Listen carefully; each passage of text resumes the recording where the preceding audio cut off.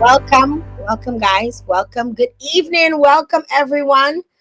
Welcome to the show. Good evening. Let me just make sure my phone is on do not disturb. Hello. Welcome. Those of you who are just joining us, welcome. I am trying to practice my dewy glow look. What I mean, no, barely any makeup.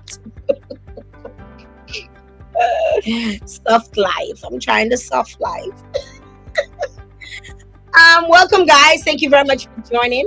Thank you for joining us. Those of you who are locked in on Facebook, those of you who are coming on YouTube, and those of you who are on LinkedIn and X, welcome. Make sure you share the live. Share the live. As soon as you hop on, share the live. We have a wonderful guest with us this evening. We're going to be learning some things about her school and she has a preschool, and I'm excited to talk to her. Earlier on today, when I shared the promotion for today's show, I had a few folks reach out and they were like, "Oh my God, Miss D, so wonderful! Oh my God, Miss D! Oh my God, Miss D! Oh my God, Miss D!" People were excited. People were excited to hear about Miss D. And I'm happy to have her. I've actually experienced her firsthand. She did teach my son for a brief moment. It was more a transitional period when she did teach my son, and I'm very happy to have her on. She is the owner, the founder of the Morning Star Preschool. And I want to say the name in French, but I feel that I might stumble on it, so I'm leaving that alone. Um, because it does have a French name, and the Morning Star Preschool is the English name. I feel like I know it, but I don't want to say it wrong and sound like a fool. But then again, all you know me, I suck over me. It wouldn't matter to me, but still, I don't want to pronounce the name of preschool incorrect. So we're gonna be getting her on in about a couple seconds. I just want to encourage you guys to share the live. As soon as you hop on, share the live. Tag a friend, let somebody know that you're locked in. We're going to be speaking with Miss D in just a few seconds. So as I mentioned, she is the founder of, she's the founder of Morning Star Preschool. And I like the fact that she's coming on the show today because a lot of times we have so many questions about early childhood education, or whether or not we should put our kids in preschool, whether they should go to pre-K, what is the purpose of preschool. I mean, in foreign countries, many foreign countries don't even have preschool. When I say foreign countries like North America, you might find that they have a pre-K, so they have daycare, and the child goes straight into pre-K. So I'm not sure where the whole preschool thing started off for folks to start their kids in preschool. But I do want to note that I believe preschool was very instrumental in Giovanni's life. Jazz went to it for a brief moment. It wasn't as long as I would have liked him to have gone because of COVID. But Giovanni went into preschool, and I consider it the foundation for his education. He learned a lot. That is when they build their social skills, because they're coming from home and they're not really sure about or they're not really sure how to talk to people or how to interact. You get to see children exhibit all kinds of behaviors. Like when I say all kinds of behaviors, the biting phase, the fighting phase, the "I don't want you to touch my toys" phase, the "I want to be your best friend" phase. They go through all of these phases when they get into preschool, and I feel like preschool kind of molds them into the beautiful little human beings that we can eventually send off to pre-K or K or grade 1, like we do in the Caribbean. I don't know where you guys are locked in from, but where I'm at right now, it's super hot. So I'm practicing soft life before doing makeup. I don't want to put on the AC, so I'm just in front of the fan. Um, I hope you guys are keeping cool wherever you are. So we're gonna welcome Miss D. We have quite a few people coming on. So thank you very much, those of you who shared the live. I really truly appreciate you guys. And without further ado, I want to welcome my guest, Miss D, and she'll introduce herself formally. So welcome, Miss D. Hi, Miss D. Hi, How are and you? how are you? I am fine, and you? I'm doing well. I'm doing well. How is the heat treating you, Miss D? Oh, melting away.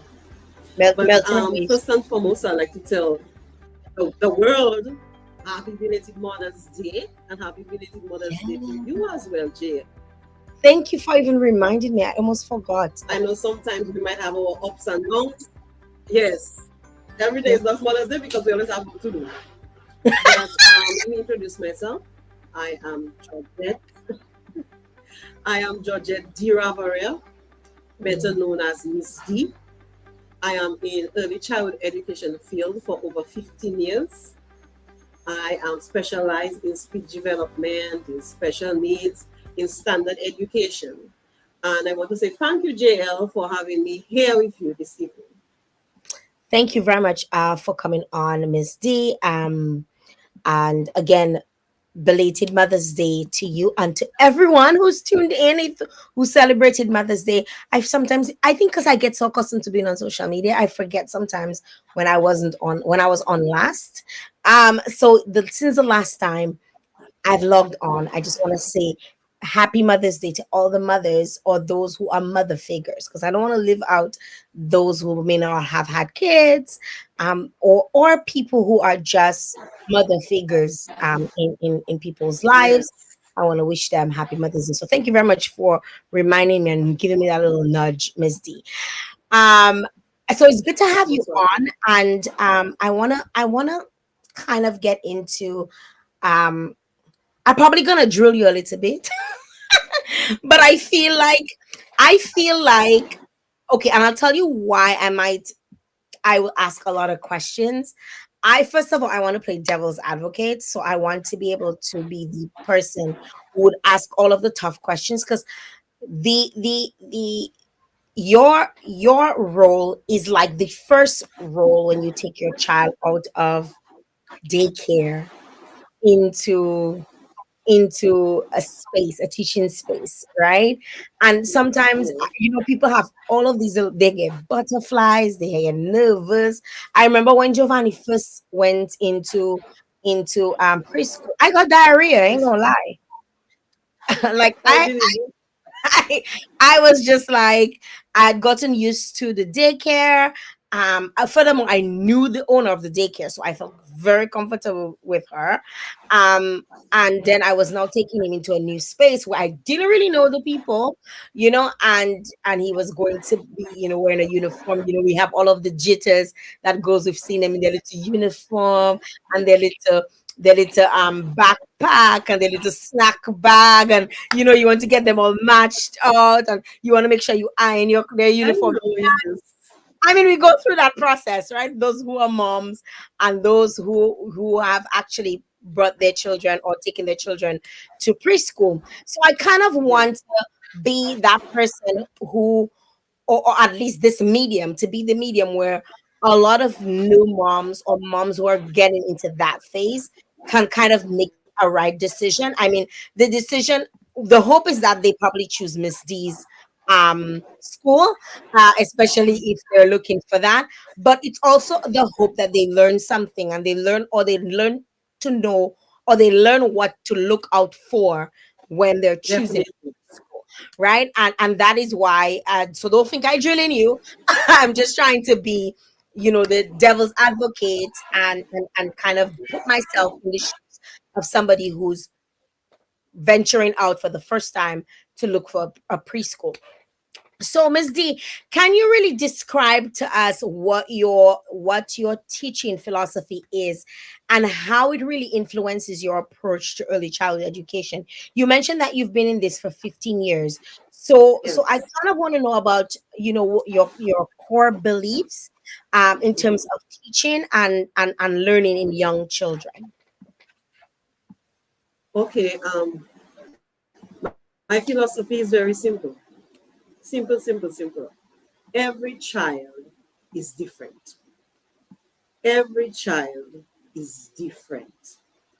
And once I step on that type of foot towards every child individually, I will understand every child individually.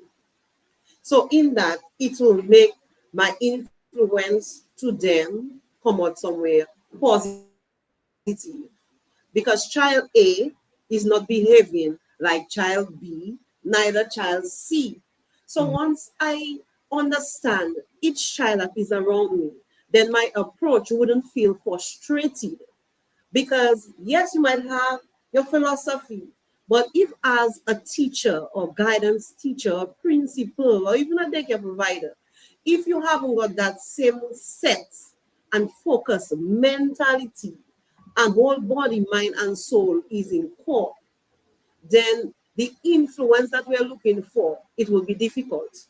So with me, my approach, my philosophy is every child is different. So it makes the influence towards every child easier for me. And the relationship with child and teacher, it grows. Wow. So essentially you practice something that it's almost like we don't know what we're gonna we don't know what we're gonna get. So we're giving them an opportunity to learn them before we can teach them. Is that Yes, exactly that's exactly what you're saying in that's layman exactly terms? because sometimes, Jay, when new parents call, what I would ask them after all that, hallelujah, oh, I'm looking for a school, and I would ask, or I would say, can you tell me about your child? I want to Mhm, know about your child. It's not mhm, that I categorize in or I pick in. No, is mhm. your child coming to me, not you. So I want to know about your child. You know what he like, what she like, what those type of things. So as I was saying, the relationship to child and teacher Mhm. is very important, and knowing that each child is different, then your influence towards that child and the approach can be significantly great. I like that you say that because yeah, in the beginning you heard me probably say they go for the biting stage, the fighting stage, Oh yes, the all kinds of stages. And sometimes all as a kinds. parent, we don't want to admit that our child malcasi. Like, look, I like how you scratch your head. We don't like to admit that we have a little malcasi. I mean, you might not, Acceptance is very, very, very sensitive. you might not, you might feel okay. And I feel like at this stage, it pays to be very honest with the educator because, Yes, and that's just my opinion, you could probably tell me differently, but I feel like you need to be very honest. And you might say, oh, my child not malcasi, but you can see different traits in your child or your how your child behaves. If not, even if the child has not been in a school setting, but even like at family get-togethers, at gatherings, are they making a mess? Do they always like to keep their things all over the place? Are they very much don't touch my things? Are they a sharer? Every time they see somebody they want to share, right? What like it's so important for us to kind of be honest and give them alcase too, because they're in their learning stages. They're in their learning stages, yes, and I yes, don't see. I mean, granted, people might say Malkase is a bad thing. I don't see it as a bad thing. I see them like Malkase as somebody who's just very inquisitive. The person yeah, is very inquisitive, and they have their brain is quickly expanding for them to learn. So you might say, "But Jela child Malkase," you might watch the child big eyes, like you might pass the person, but the child probably just needs a little bit of guidance or know where to actually exude all that extra energy that they have. yeah. Because when we fall back on the word Marcus, or let's just say troublesome, real word troublesome, and I was trying my best to, always let the parents know if they're troublesome, whatever action they did, do not talk about it in front of them, Mm. letting them feel, secluded or they are bad, they really troublesome for you because remember, they are soft sponge. So our words are the water and we are pouring into them. And Mhm. whenever we speak into them, that is what we're going to pick out of them. So instead we say troublesome, instead we say Marcus, say, oh, he curious. Say, how come he curious like that? But you know in your back of your head, you know what it really is. Okay. But yes, out of the curiosity is also take their curiosity and turn it into something great. Boy, I thank God every day. I say, I thank God I didn't have my children at Malkasi because because I have seen, and again I use the word loosely, and it's not because, and if my child was Malkasi I probably would know how to deal with it, but I just feel like, people in the society we live in, they like to, we like to bracket this person from the time they're little. Oh yes, You yes, see yes, them that's grow up existing. with those things like you say, talk about, being a sponge and you pouring into them. You Yes, see them growing up, and like I know children who were like really troublesome in preschool. Like we went, like when I was going preschool, and I remember them in high school being the same way, you know like being this, it was a different level, but they were the same way, and I just said to myself, just like me, I was very talkative. I was always talkative from the time I was small, and it stayed with me. And I remember, teachers used to say, oh, you talk so much, you talk so much. but you It's but you turn it into something positive. So But look at you that's today. because I had my parents didn't Oh, use what the teachers said against me. My against you, parents right? were very much, especially my father, surprisingly, Uh-huh. because normally it's the mother that is more of that. My mother Yes, was always quiet, and she just always was like, "Why are you talking so much in class? Why are you talking so much?" But my father was more of the like, "Let the girl talk. Let her. She'll use her mouth to make money," which is, I mean, case in point. I mean, so you are completely right when you say what we pour into them is what will flow out, and I love that you explain that, and I absolutely love that you're leaving room for for the curiosity in different children. How about in terms of being inclusive? Because one of the things that a parent who reached out to me when they saw that I posted, she's like, "Oh, she's so good with children with autism," and I was like, "I didn't know that," So, but how are you in terms of creating an inclusive environment that accommodates children from different backgrounds, diverse backgrounds, as well as abilities, as well, because nowadays, I know gone are the days when we would have children coming to school and we would say, "Oh, that one a little tebe." We don't use those terms anymore. Or that one a little no, slow. We don't use those terms anymore. And early childhood education has definitely played its role or its part in terms of reforming how we speak of children. So how are you in terms of, or how is your preschool able to create an inclusive environment that accommodates all children? okay.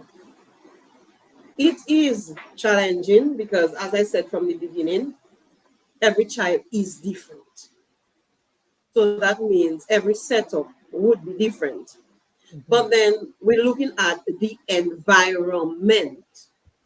With the environment, our first priority is the safety of the child. That Mhm. is our very first number one on the chart is the safety. So once you provide the safety for the child, where remember you speak of the autistic children, our children on the whole, they're all children, we respect, how they are. And they all can learn too as well. But with the environment, we have the chats available. The chats are not really on the walls. Reason, they always stay in. Tear, Mhm. tear, tear, tear, tear, it always stay in. But it's okay. We make it movable this time. So we try to even work together with the children in terms Mhm. of the environment. We also have an environment that is stimulating. Let me just take a little thing for you to see. I will just block, I am at school. So I'll just block the child's name. So I just given a small environment with just something small you can put around. because as we know, it is challenging to get different types of little tools or little equipments or games or those fun type of activities for the children here. It is very difficult, Mhm. but we can create our own. So this we call it the reinforcement container. So every time a child, well, that container, it belongs to a child. Okay. So every time the child does well, because we do one-on-one learning with each child. Okay. So every time the child does something well, he gets something for the day that is Wow. his to keep for the day. Wow. But he doesn't go home with it. He doesn't go home with it. He has to place it back. So if you want to play with it again, what you have to do, You have to do do something. your work. Do Yep. something. Do something crazy. Do something to make us laugh, to make us happy, So we create the environment that giving the children the interest in learning. That is what we do with the interest in learning. We create that environment for the children where they can grow socially, they grow emotionally, whether it be physically. We try to touch every aspect of their life. Okay, so in your preschool, like how many children do you normally accommodate? Because again, you mentioned the one-on-one aspect, and that can become kind of crazy. How many children do you accommodate, and how many teachers do you have currently in your school? Okay, we can, the maximum in our building is 20 children. Okay. The average amount of students per classroom is 15. So I can tell you our surrounding, it's small. For Mm-hmm. 5 years from since I've started, even when I used to work at Boboa Preschool before, Mm-hmm. it was always our mentality: do not overpopulate a preschool. Mm-hmm. Yes, it's true. If you have to look at the business aspect of it, you want to make your riches, so to speak. But Mm-hmm. you want to touch lives.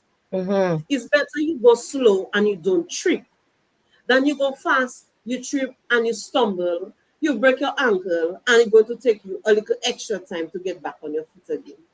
So our population in our school always remain small because of our one-on-one teaching, and because yes, we cater to the special needs. And special needs is not just what we are thinking right now.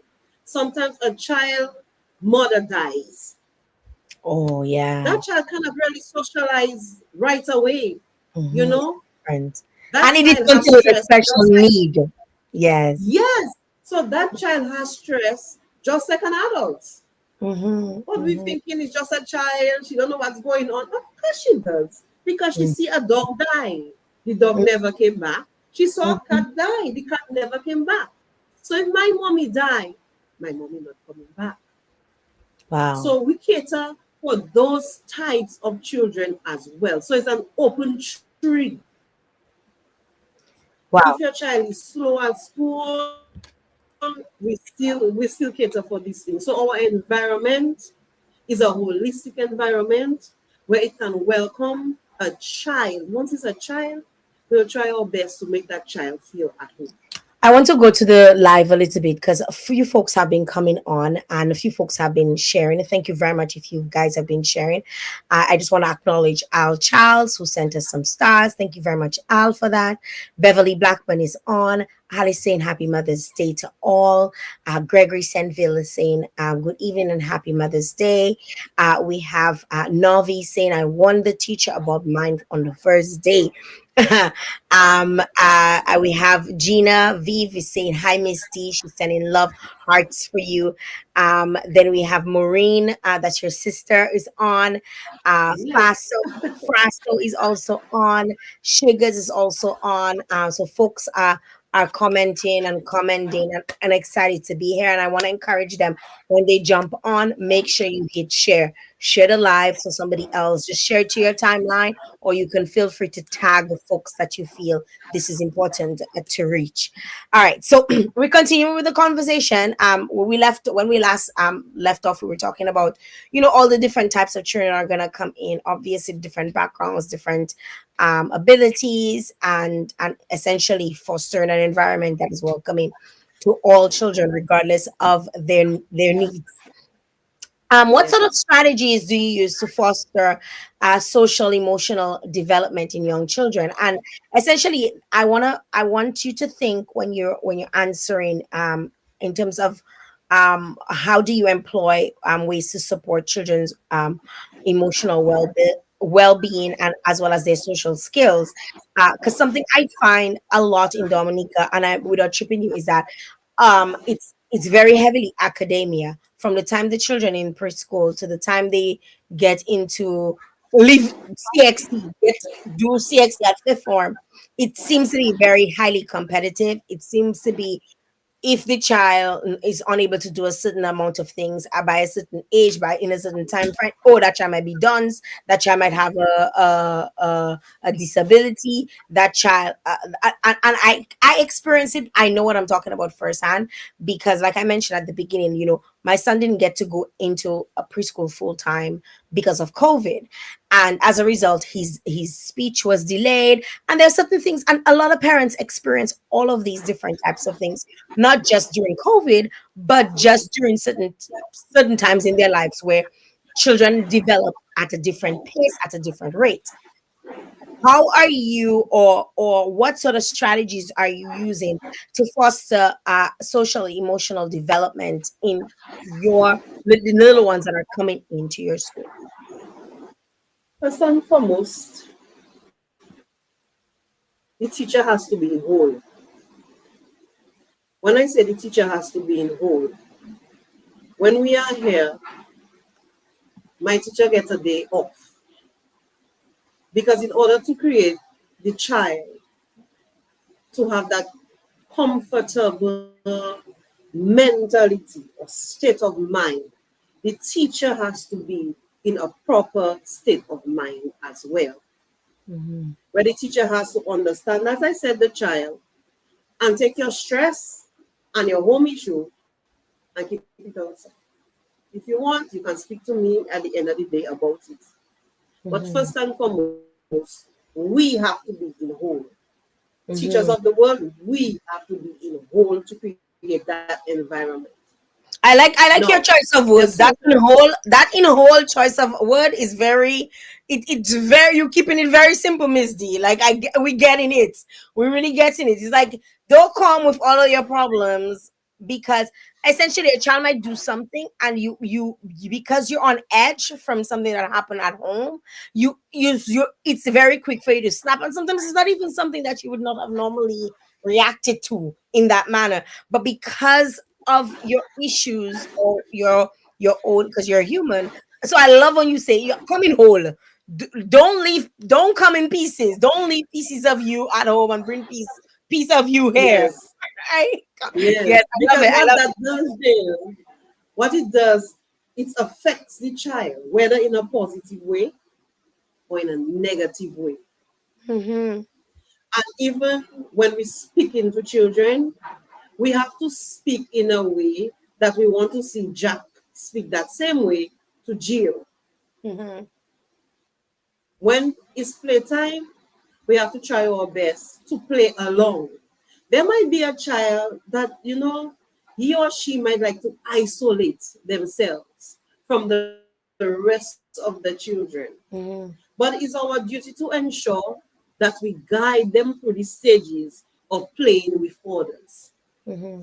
I cannot really give you a direct guide because every child it's different, so it's going to be a different approach. Hmm. Sometimes I just have to take a toy, not a favorite toy, but a toy, and introduce he or she to the toy. Play along. Next week, okay, we 2 steps closer to the group, 3 steps closer to the group, and when you beat your eyes, they are there playing along. You don't want to just take the child and shock. Oh, it's playtime. You're always in the corner. Come on from the corner. Come on. We don't want that type of approach. Things for Hmm. us, we want it gradually as adults. So our approach to their social life, we go gradually. And even every month we have a theme. Last week, Thursday, we were at a factory, Meat Plateau's factory. And this Thursday, we are going to Jungle Bee.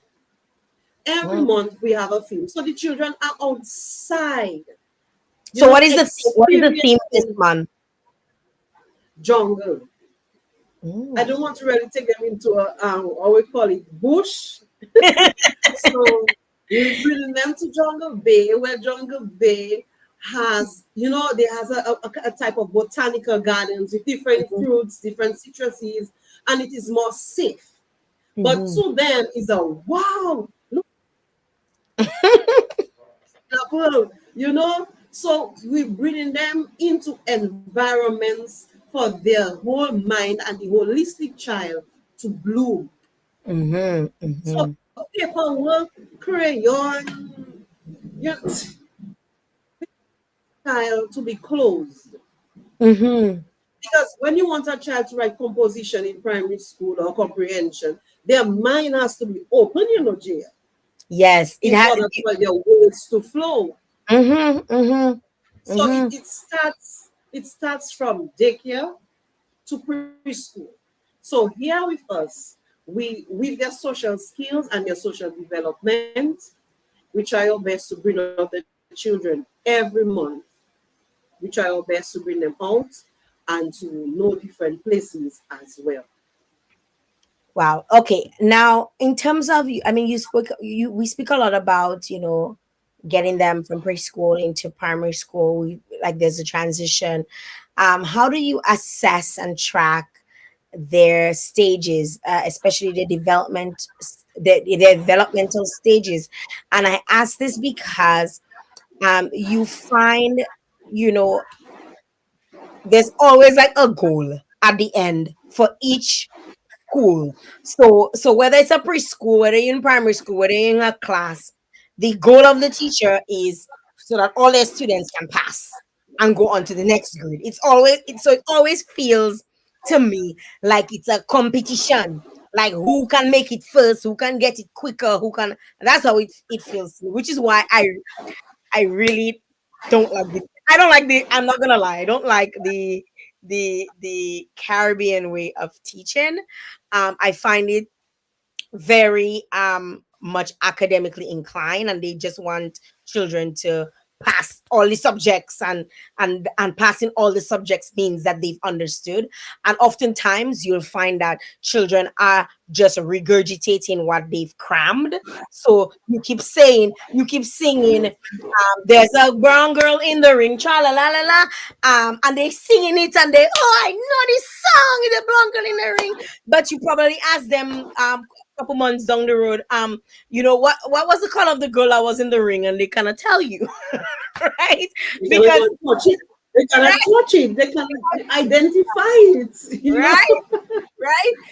So in terms of you, how do you assess and how do you track their developmental progress? How do you say, okay, this child has progressed to where we feel like they've met a milestone? How do you go about doing that? Okay. From the very first week, he or she begins with us. We assess the child. Every child has a journal where we write what we think is necessary, what improved, what that didn't improve, those type of things.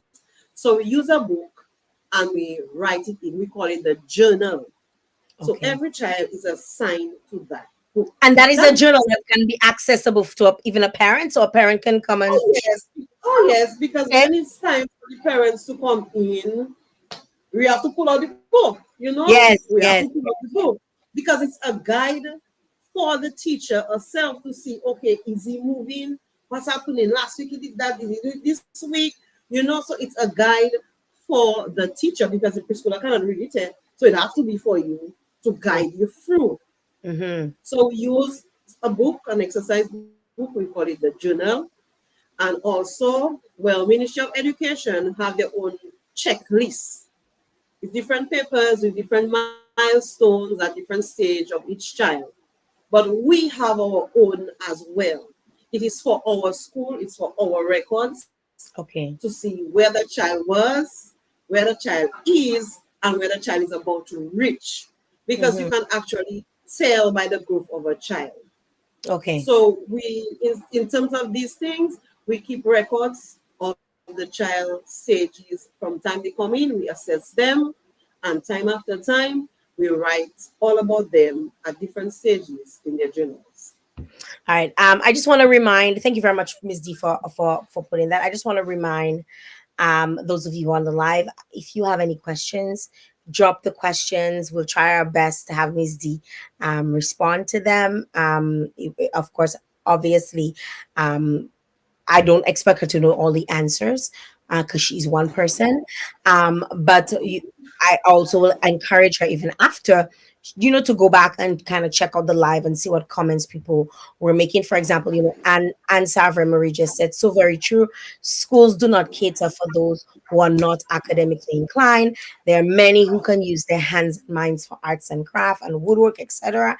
And it's almost and I want to kind of just continue what Anne was saying there. It almost feels like, the child is not good enough, when the child does not have the maths and the English and the science and the social studies, when they're not able to learn those, in the speed at which they're supposed to. And I kind of say I appreciate your form of assessment, because again, you're using a journal to see how they're progressing, and it reminds you as a teacher of what they've done, how far they've come. It also reminds the parents. It also helps the parents even with reaching their milestones, because like you say, where they're gonna go. So if they're gonna go there now, the parent is involved in that journey in terms of helping them to get there. Beverly Blackman is saying some children are late bloomers, right? Nive George is saying the Ministry of Health has to provide uh, the school. She's talking about delays and children having delays in terms of social work. And again, a lot of people who are on the live might also be in outside of the Dominic, or even outside of the Caribbean.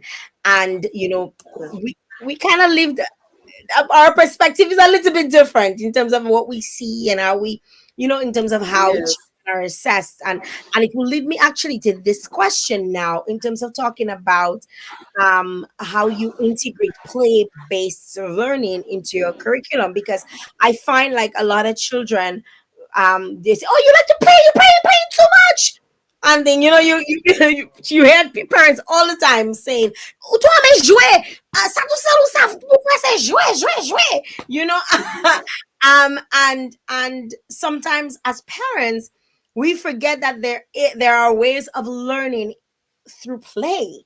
How does your school incorporate play into your curriculum to help out those who are probably not the ones that can count right away, or write their name right away? How do you incorporate that? Okay. It have different approaches in terms of bringing into play. We have to remember the only thing children know to do is play.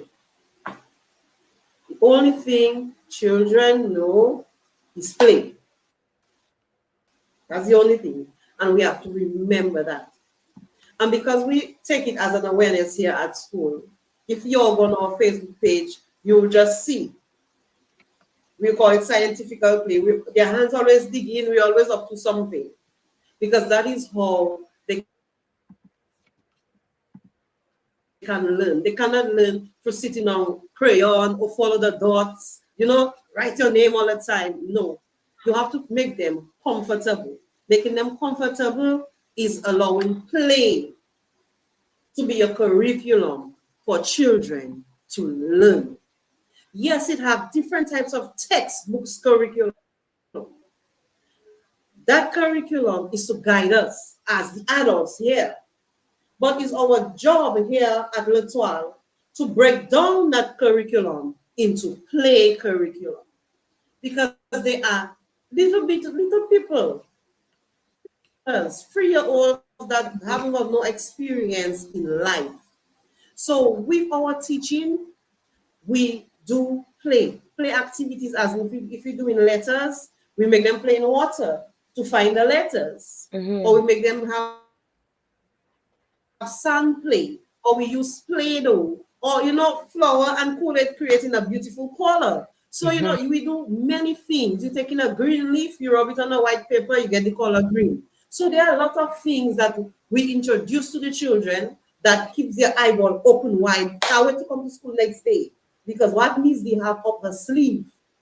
I remember the other day, Jerry, was cutting you. You know the old school trick when you take a paper bag and you put it over a glass. So you shape the paper bag to the glass, you rest it down, and you say you're going to make the glass disappear, but the glass falls between your legs. But you put back the paper bag on the table like it have the shape of the glass still. So to the train amazement, the glass under, so I get bro, all kind of thing, I'm going to make the glass disappear. When I So lash it down, the glass disappear. Oh, they jump. But we know the glass fall between my legs, but they did not catch that. So we have to make it a place where they want to come. So once they want to come, they will learn. So play is just the key goal in allowing children to learn, because that's all children know how to do. Play.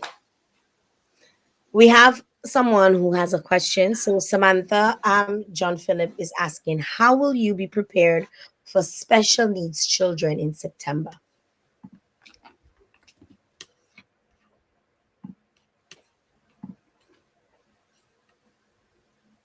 You got Okay. that? According to her, don't take. You hear me? Yes, yes. You got the question, right? Okay. I don't take any. All right. Okay. So it's according to, as I said, Okay. because I am not going to take a child I know that I cannot give the attention to. Mm, You understand? mhm. But I know that I can take a child that I can give a certain attention to, that my environment is for them.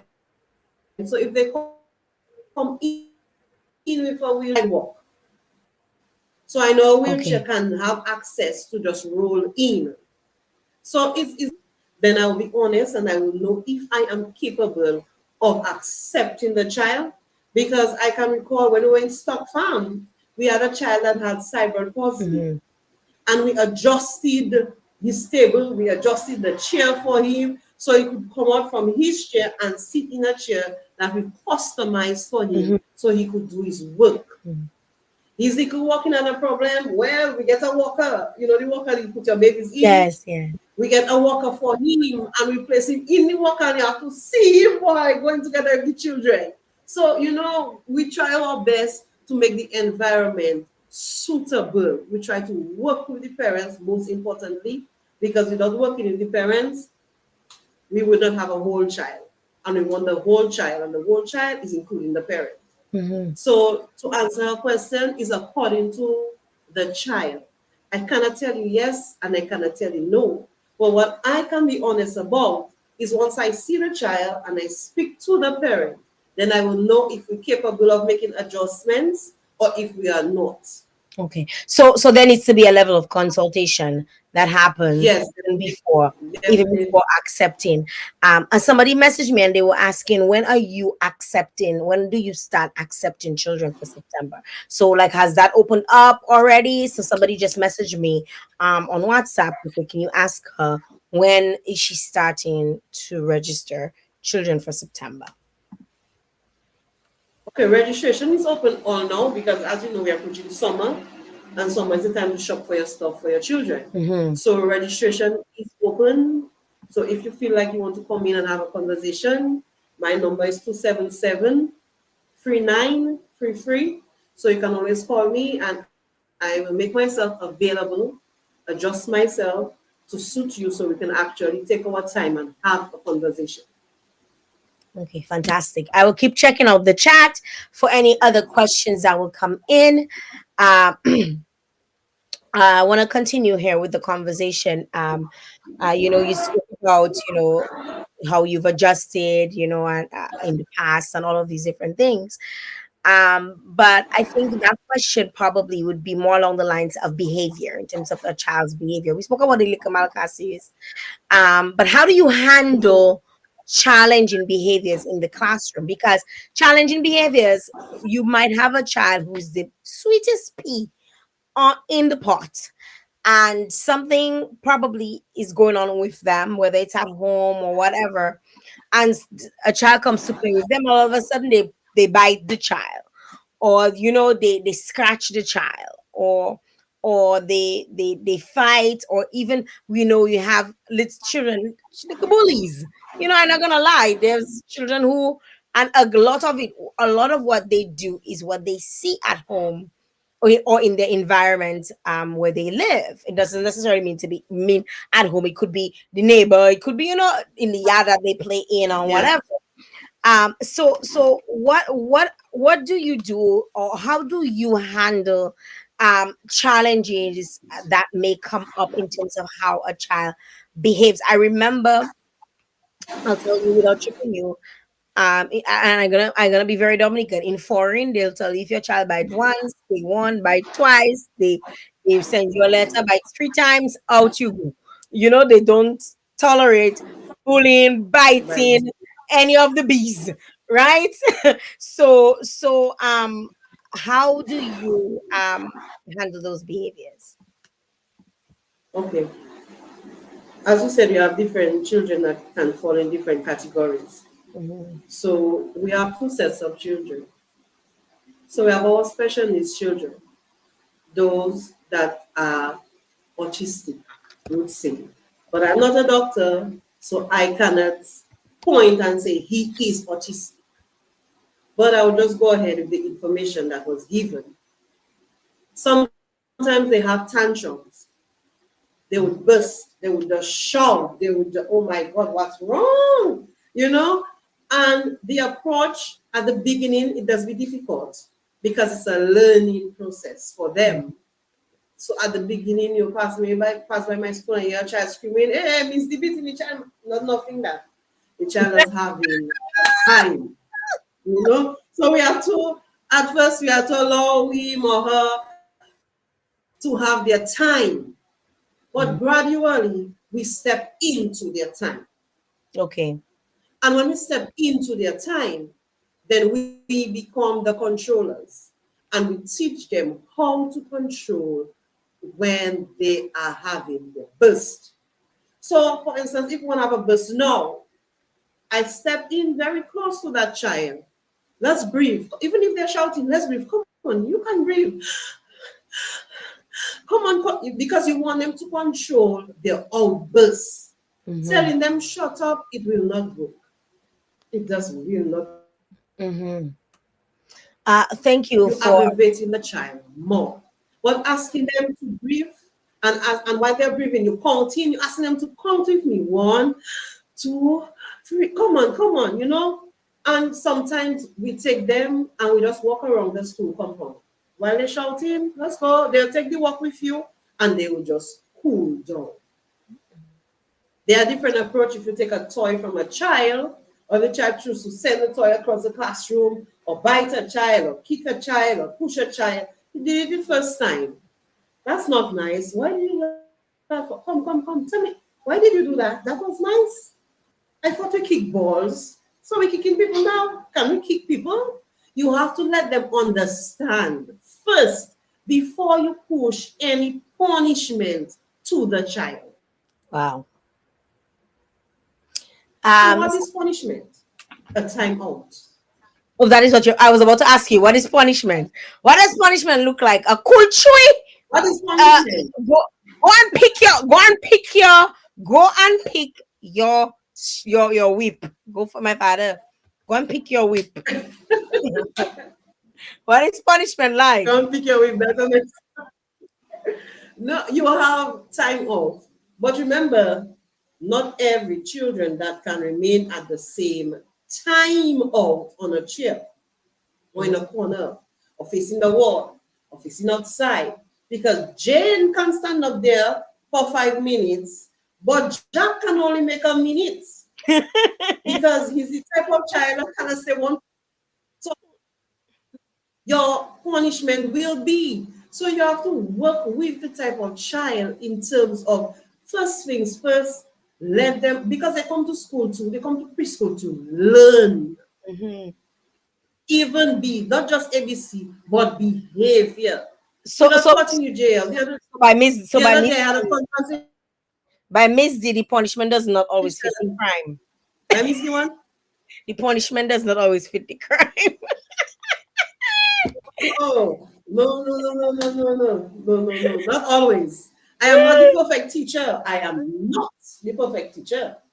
Mm. But at the end of the day, I like to warn you first because how would I say every ball has a cover, so Hmm. every child has a nick and knack. But you have to know that child. You just have to know that child and know how to deal with that child. That's just it. Someone's asking, where are you located? Okay, we are located in Pottersville, that is opposite the Bethel Mills Capit, or lower down the Stock Farm bus stand. Yes. So Pottersville, Miss D, you'll also go back in the chat, and you can also, some people might have questions that we miss. You can also ask, answer any of the questions that some folks miss, that we may miss. Um, Anelia is saying you're a very good teacher. You won't regret it. Good job, Miss D. And I guess Thank that's you somebody very much. who's had firsthand experience your teaching style. um s- uh Beverly is saying I like that teacher. And it is also adding sometimes it's best. Gosh, the comments are going quickly. Sometimes it's their personality. At the moment, children have personalities, different personalities at different times in the developmental stage. Example, a child may cry for anything, but as a teacher would help that child to manage their behavior. And that is exactly right. I'm also interested, and I'm interested, and again, I'm asking questions that may seem general to a lot of you, but it's questions that I feel like some parents want to know, some parents need to know in terms of helping them to make a decision, as to whether or not that preschool might fit the criteria of what they would like for a preschool for their child. And again, some, especially for the newbies, anxiety, in terms of bringing in their little one to a new environment. And they want to, know, what does that school really have in store. So we learned a few things about you having different months, so different themes every month. Like this month is jungle month, and so on and so forth. Also interested to know about, how do you incorporate, different or integrate different cultures, because like we know, we have Haitians, we have Spanish people, um, we have Africans, we have all different cultures coming in, coming into Dominica to live in Dominica, whether they come to work and they bring their families with them, or they come for on business and they end up sticking around and they have their children going to preschool. How do you integrate these different cultures and even different languages in the classroom? Because we have, but the name of your school for one is already French, so nous japonais. So kind of explain to us how you incorporated different cultures and languages into your classroom.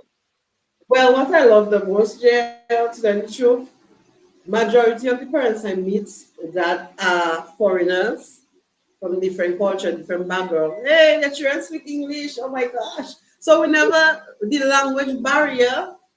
I never really experienced it per se. Mm-hmm. But if we do experience it, at the beginning, what we spoke about is the environment, Mm-hmm. the approach to the child, the welcoming of the child, how you go about showing that child love or showing that child, it takes stages for Mm-hmm. that child when in terms of when we deal with culture or different ethnic groups that come in, how are we going to approach it? We are approaching it full heart. The universal language, I would call it, is love. Mm-hmm. Because even if you find a child speaking a different language and you haven't got the approach, you haven't got the environment, it's the child wouldn't even want to open their mouth to even try to say, hey. Mm-hmm.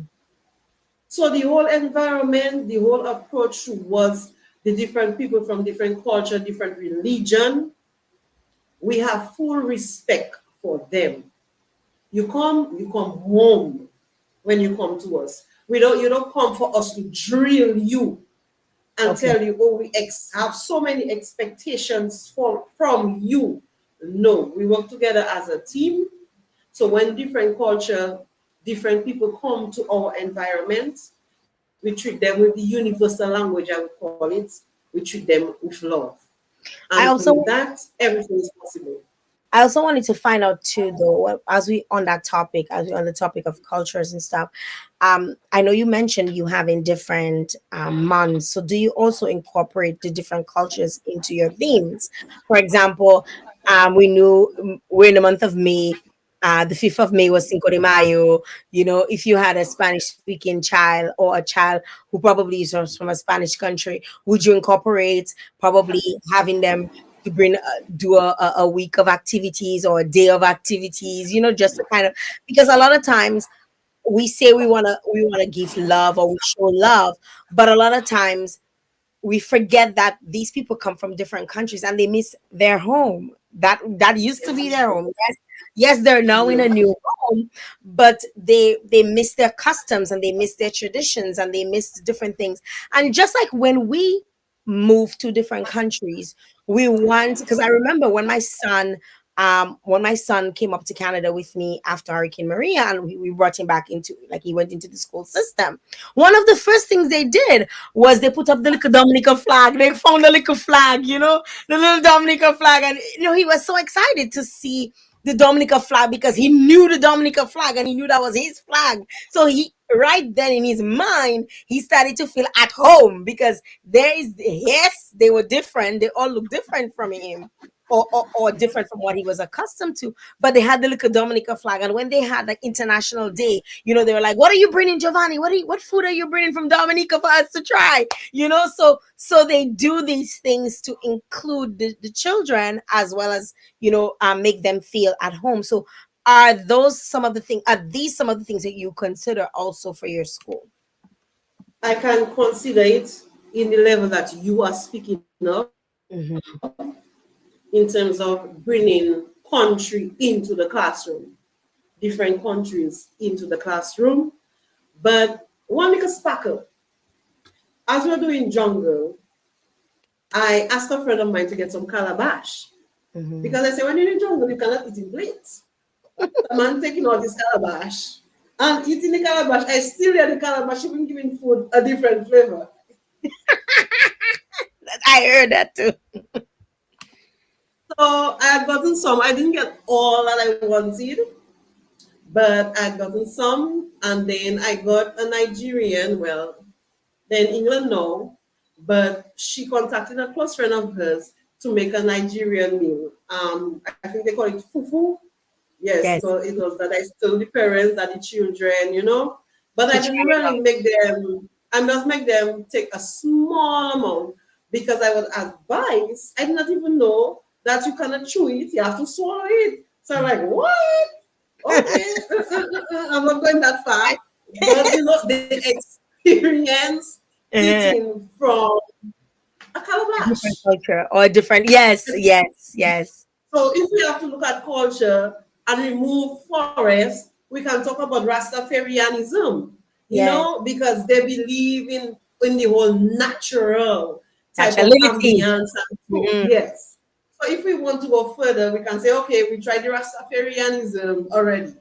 But in truth and fact, we were just doing forest and, you know, just the whole creativity around it.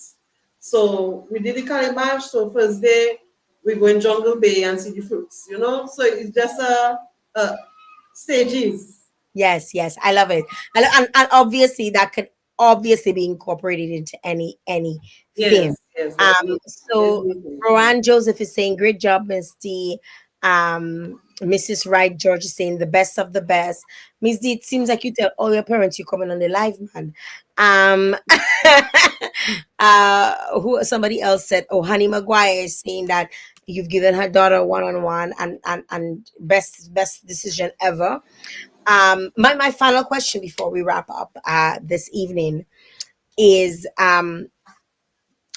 it's not really a question, it's more of a, you know, can you describe, successful or memorable moments or experiences that you've had with students, or just a group? I mean, you've shared so many with us already, but just an experience that made you believe even more in your approach and the way you teach. Can you share something with us, and then we'll get into the more, we'll give provide them with more information in terms of how they can contact you again, just to reiterate that.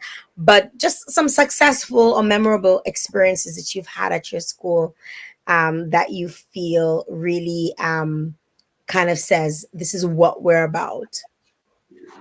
Okay, to be honest, all experience build me. There was not one I take, oh, that one is the one.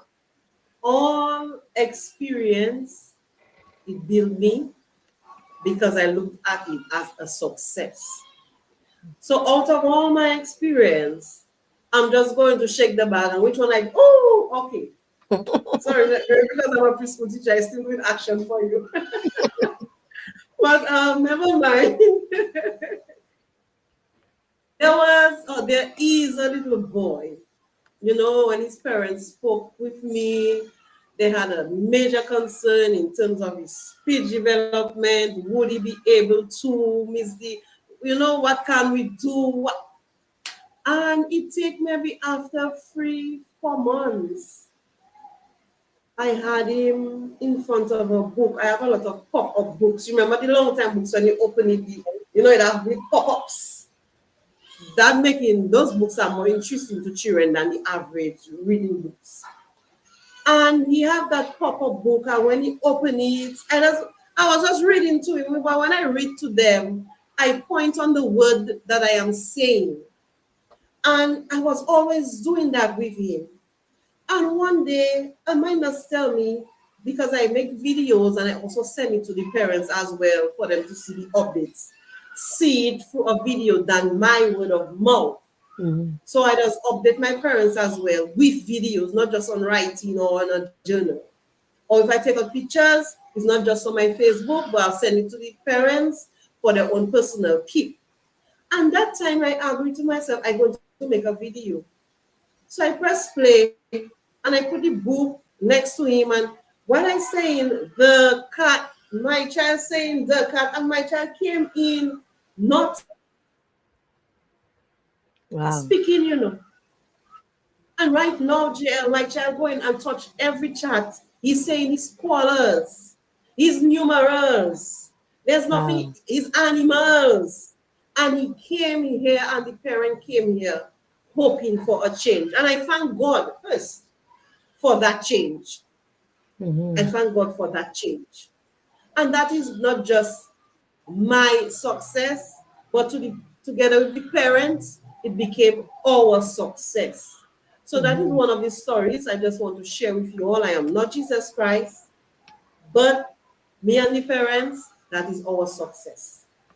Yes, yes. Ms. D, provide us with some more information. Again, we've spoken about it throughout the discussion, but somebody might just be jumping on right now, and they might be saying, "Who is this person? Where is their preschool? What is their contact information? Can we find them on Facebook?" Share with us those final information before we wrap up here this evening. Okay, once you type in the Morning Star Preschool, you're going to find us on Facebook. We have our own personal page. You'll see our journey through our daily routine, what we do when we go out. So you can take a look.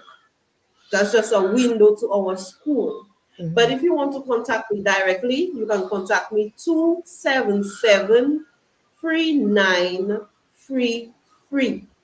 277 3933. I cannot just right now on the live and say I can take your child. You have to communicate with me, let me know about your child, and then we can move on from there. Our space, as we said, it is a limited space. We don't overpopulate our school. We are standard at 20 students, and that is where we will stay for now. But if you're interested, our registration is also open. So you can give us a call and you can just find more information. Thank you very much, Miss D, for stopping on with us here this evening. I think it was super important to have you come on and join us and share with us a little bit about your preschool. But it wasn't just you preaching about your preschool. It was essentially a conversation, just talking about some of the things that you've been exposed to, some of Experience, yes. your Yes. experiences, and so people can get to know you better through that. And as I mean, some a lot of parents have come on and commended you and the work that you've done with them and their children. And my experience also had a really good experience with you, and I just Thank really you. want to commend you on the work that you're doing with the little ones. I know it's. I don't know how people doesn't laugh. I like my chair, my child. You make me laugh. I'm being 100. Mom is on my moon. Mom is off As somewhere. always. And I don't know how you guys do it. I feel like it takes such patience Oh, yes. and care and love and all of those things in one, when dealing with the little ones who are developing, and they have all the different different things that they come with, different experiences, like you talk about. We Personality, talk about yes, special different. needs, and we don't even talk, like, we talk about special needs, but like when you rightfully said, a child with who's just lost their parent is a special need as well. He has special That child has special needs, and we sometimes just We bracket all it are as special, right, yes. And right. that needs to stop. We all have special needs. We all have We special all, needs. We all, all have special needs. we But all. I just want to say thank you very much for coming in and sharing with us. Beverly saying great show. Two beautiful women. It's a vocation. Yeah, it is. It rightfully so. It is a vocation when it comes to looking after little Yes, children. definitely. And I want to commend you and your staff, on the work that you guys are doing with the little ones. And I want to wish you all the best. And like you rightfully said, if people are interested in registering their children, it is a process. So there is a consultation that happens. There is an assessment that goes on. Limited space is available, and they feel free to contact you. Miss D, any final words before we wrap up? Let children be children. First things first. Let children be children. And every child is a child. Stop treating children like adults. Please, let's cut that off. But Jael, I want to say thank you so very much for having me on your show. I always watch your show, and it's nice to be on your platform right now. So Yes, I'm you. telling you, hello, Jael. Yes, definitely. Of And I course. want to say thank you to my parents and my supporters, those I know, those I do not know. You all are part of my success. Just your existence and your words or your wave. Hi, Misty. It is a stepping stone. Just greeting someone can push someone to somewhere further. Just a greeting. So I just want to say thank you so very much to my supporters out there. I really, really appreciate it. And I appreciate the mere fact that you trust me with your children. And I will always continue trying my best to keep up that trust and doing the best that I can with our little ones. So I just want to say good night to the world and just have a good night's rest. Yes. Miss D, is that your baby that's crying in the back? Is that the baby? Yes. No. Yes, that's the baby. Calling He's for a mother. sister. I guess my time really up. Your Your children will be time is children, up. right? Your time is up. All Yeah, my right. time is. Thank you very much, Miss Thank D. Have you. a good night. Have a blessed night. Oh, God. Bye. Bye bye. Guys, that was it for this evening's show. Thank you so very much for tuning in. I truly appreciate every single one of you who joined on the live, and especially thank those of you who shared and those of you who sent stars. Big up to you, Al. Thank you very much for the stars that you shared. And I want to encourage you all, to you know continue the good work that you guys are doing. Continue to support me. Continue to, show. Oh my God, somebody said it's been so long. Oh, I know it. David just came on. Yes, it's been so long. I'm watching the messages. The messages are coming in quickly. But I want to just say thank you very much, every single one of you, for joining me here this evening. We'll be back tomorrow. Let me tell you, this week This week we packed. Show is packed. We booked this week. Tomorrow we have Fabian, Flora, who is Dutch and Dominican Olympian. So we're going to be talking to Fabian. So tune in for that. On Thursday, we have JD Naturals. Jody Dublin Dangleban is going to be on with us. And on Friday, we have Nyla Blackman from Trinidad and Tobago is going to be joining us. So stay tuned, guys. Make sure if you've not liked or followed yet and you're a newbie here, it's your first time coming on, make sure you hit that follow, hit that subscribe. If you're on YouTube, make sure you turn on your notifications so you know when we go live, because a lot of times people come and they say, but I missed the live. We don't want you to miss the live at all. We want you to catch it from the time we go live. So turn on your notifications. And sometimes people say, oh, I'm not always on Facebook. But if you turn on your notifications on YouTube, you also know when I go live, right? So go ahead and subscribe and follow and turn on your notifications. And I will be back with you tomorrow evening. Thank you very much again to Miss D of the Morning Star Preschool for joining us here. She is an early childhood educator. She has a preschool right in the heart of Roseau, and it was just a really nice discussion, speaking with her about some of the things, some of her values, some of her approaches, some of her strategies, and obviously talking a little bit about her preschool and the methods that she uses, in her little school. Thanks again to all those of you who tuned in, and I will see you guys tomorrow. Bye-bye.